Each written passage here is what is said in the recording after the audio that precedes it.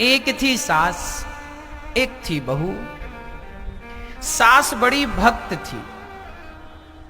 सुनिएगा, ये घर घर की चर्चाएं हैं। सास सवेरे जल्दी उठ जाती, 4:30 बजे उठकर नहा करके पूजा में बैठ जाती, आंख बंद करती, माला जपती। बड़ा प्रेम था भगवान से, भगवान को नहलाती, स्नान कराती, कपड़े पहनाती और माला जपती।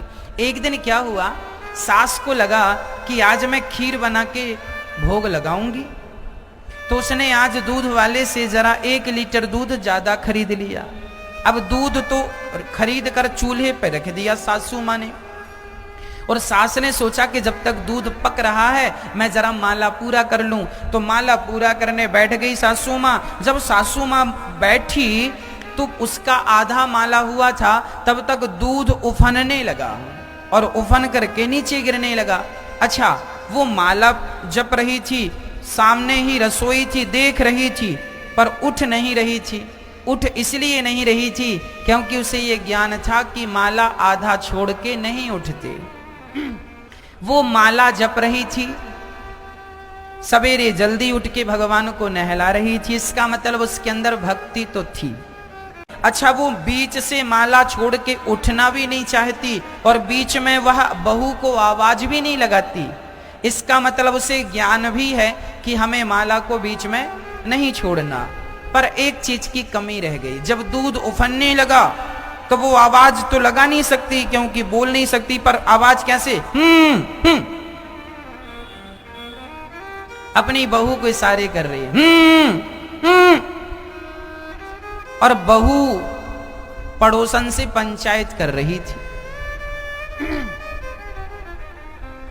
अब पड़ोसन से पंचायत चल रही है बहू की, और यहां सास माला जप रही है और चूल्हे में दूध उफन्ना रहा है। अब सास आवाज लगा रही है, पर बहू सुनने को तैयार नहीं।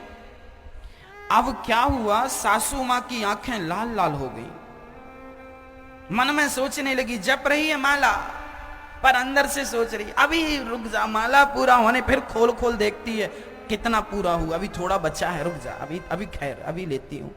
अभी वो गुस्से में आ गई, और क्या हुआ, उसका जो माला में मन था, भगवान में मन था, वो मन वहां से हट करके और क्रोधित हो गया। ये क्रोध क्यों आया सासू मां को? दूध उफन गया इसलिए? बोलो, इसलिए? बहू नहीं सुन रही थी इसलिए? सासू मां को क्रोध इसलिए नहीं आया कि बहू नहीं सुन रही थी। सासू मां को क्रोध इसलिए भी नहीं आया कि दूध उफन रहा था। सच्चाई तो यह है कि क्रोध तब आता है जब आपके अंदर वैराग्य की कमी होती है। यदि वैराग्य होता कि चलो दूध ही है, उफन जाएगा, भगवान का मन हमारा भगवान में लगा है और भगवान से ज्यादा महंगा दूध तो नहीं हो सकता। रे उफन रहा था, थोड़ा सा मन जब या तो पूजा ही कर लो या तो दूध ही पका लो, है ना?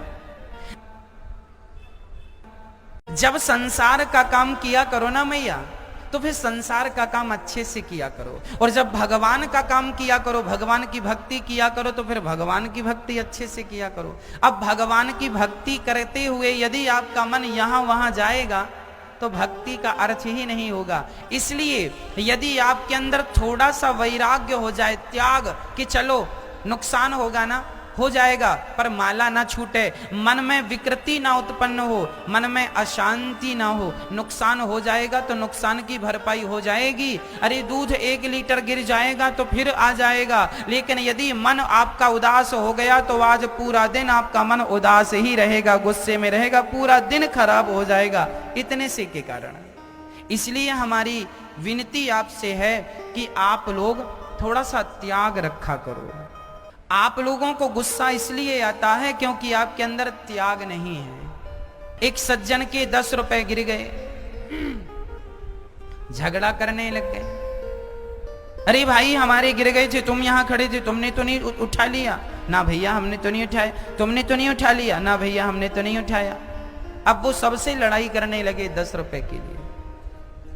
क्यों हो रही है लड़ाई?